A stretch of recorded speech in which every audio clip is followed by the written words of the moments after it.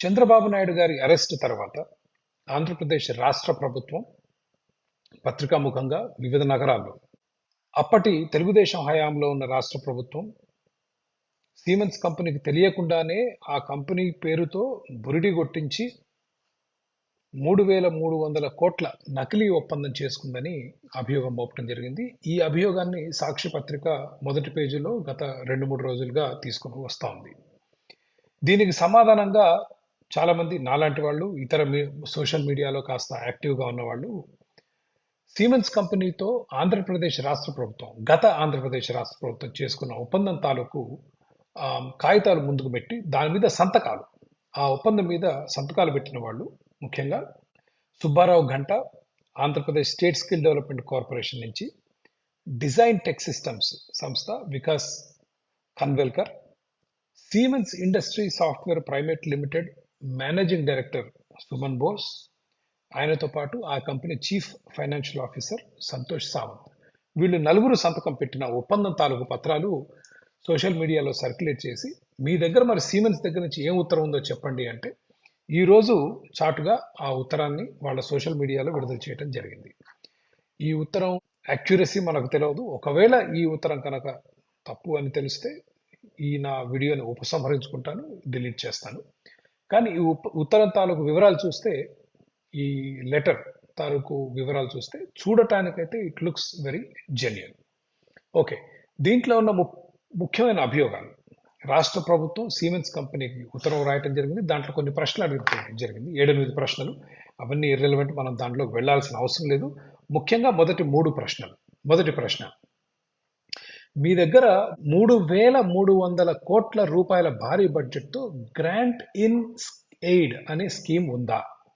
మీ దగ్గర 3,300 కోట్ల రూపాయల భారీ బడ్జెట్తో గ్రాంట్ ఇన్ ఎయిడ్ స్కీమ్ అనేది ఉందా అని సీమన్ అడగటం జరిగింది. సీమన్ సంస్థ దానికి చాలా స్పష్టంగా స్పందిస్తూ, మా దగ్గర అట్లాంటి స్కీమ్ లేదు అనగానే కోతికి కొబ్బరి చిప్ప దొరికినట్లు వీళ్ళు ఎగిరి గంతులేస్తూ, చూడండి సీమెన్స్ సంస్థకి ఆంధ్రప్రదేశ్ రాష్ట్ర ప్రభుత్వానికి ఎటువంటి ఒప్పందం లేదు అని వార్తాపత్రికల్లో ప్రచురిస్తున్నారు. కానీ దాని తర్వాత వాక్యం గురించి మాత్రం మాట్లాడలేరు. దాని తర్వాత సీమెన్స్ కంపెనీ ఏమందంటే, మా దగ్గర గ్రాంట్ ఇన్ ఎయిడ్ లేదు, కానీ ఇన్ కైండ్ గ్రాంట్, మేము ఇన్ కైండ్ గ్రాంట్ అనే ఒక సిస్టమ్ మా దగ్గర ఉంది. దాని ద్వారా మేము అత్యధిక డిస్కౌంట్తో విద్యా సంస్థలకు మా సాఫ్ట్వేర్ ఇస్తాము అని చాలా స్పష్టంగా రాశారు.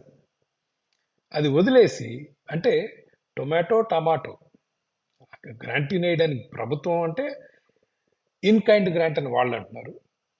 గ్రాంట్ ఇన్ ఎయిడ్ అంది కాబట్టి ఆ ఒక్క 2 పదాలను పట్టుకొని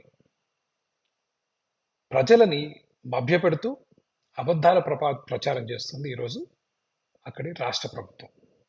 ఇక రెండవ ప్రశ్న, మళ్ళీ ఇదే గ్రాంటింగ్ గురించి అడిగితే సీమెన్స్ కంపెనీ మొదటి ప్రశ్నలోనే మేము సమాధానం ఇచ్చాం, మా దగ్గర ఇన్ కైండ్ గ్రాంట్ అనేది ఉంది, గ్రాంట్ ఇన్ ఎయిడ్ అనేది లేదు అని చెప్తూ, మా దగ్గర డిజైన్ టెక్ అనే సంస్థ దాదాపు 59 కోట్ల రూపాయలతో మా సాఫ్ట్వేర్ కొనుగోలు చేసింది అని రెండవ ప్రశ్నకు సమాధానం చెప్పింది.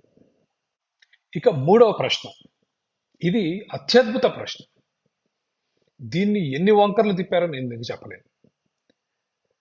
Soman Bose, managing director of Siemens India, అప్పట్లో సోమన్ బోస్కి 90% గ్రాంట్ ఇన్ ఎయిడ్ ఇచ్చే అధికారం ఉందా అని రాష్ట్ర ప్రభుత్వం సీమెన్స్ కంపెనీని అడిగితే, దానికి వాళ్ళు ఇచ్చిన సమాధానం ఆయనకు ఆ అధికారం లేదు అని. ఏమండి, ఆయనకు ఆ అధికారం లేదు అని పట్టుకుని ఊరేగుతున్నారు. ఆ అధికారం లేదు అన్న దానికి ముందు వాళ్ళు ఇచ్చిన వివరణ మాత్రం చూడలేదు.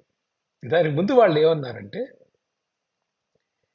ఈ 90% ఇన్ కైండ్ గ్రాంట్ ఏదైతే ఉందో అది భారతదేశంలోనో ఇంకొక దేశ స్థాయిలో జరగదు, అది మా అంతర్జాతీయ గ్లోబల్ హెడ్ క్వార్టర్స్ స్థాయిలో తీసుకునే నిర్ణయం.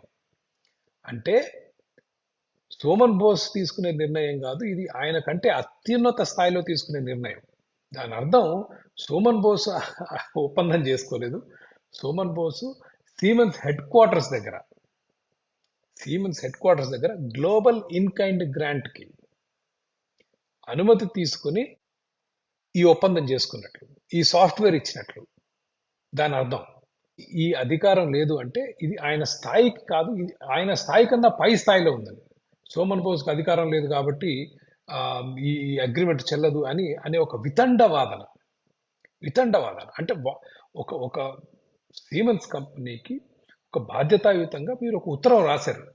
మీకు అనుమానం ఉంది, నేరం జరిగిందని, చట్టాలు ఉల్లంఘించబడ్డాయని మీరు రాయటం మీ హక్కు, రాయటాల్సిన అవసరం మీ బాధ్యత కూడా. కానీ వచ్చిన రెస్పాన్స్లో ఇక్కడ 2 పదాలు, అక్కడ 3 పదాలు తీసుకొని మీకు నచ్చిన రెస్పాన్స్ మీరు తయారు చేసుకొని ప్రజల్లోకి చొప్పించి, ప్రజలకు అబద్ధాలు చెప్పి, ప్రజలను మభ్యపెట్టి, దొంగ కేసులు కట్టి వ్యవస్థని నాశనం చేయటం అనేది ఏదైతే ఉందో, ప్రజల్లో వ్యవస్థల పట్ల ఉన్న నమ్మకం సన్నగిల్లిపోతుంది మీరు చేసే పనులతోటి. ఈ విధంగా చేయటం ఏదైతే ఉందో ఇది చాలా దుర్మార్గం.